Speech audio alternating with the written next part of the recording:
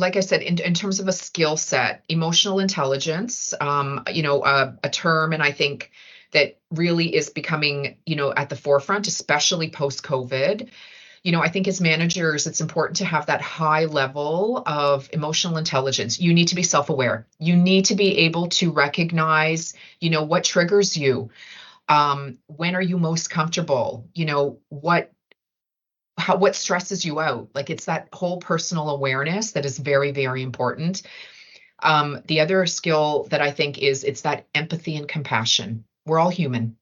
And that's the initial part too, is we're all human first.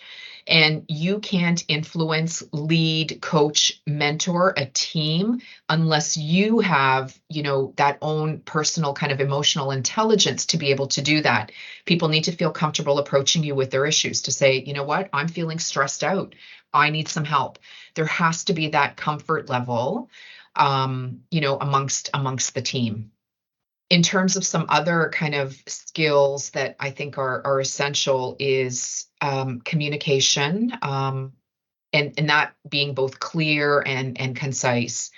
As managers, we have to be able to influence, we have to be able to provide direction, right, to our teams, while ensuring, that any of the strategic goals and departmental goals are being met. But the only way to do this is to have those trusting personal relationships with open and honest communication. It's part about building, I think, trust too with your team. Is if they see that you're transparent and honest, they will be more willing to be, upfront and open to communicate, to pop in, to say, hey, I have an idea, and so forth. I'm all about that, and if there's something that I don't know, or I always will say to employee, you know what?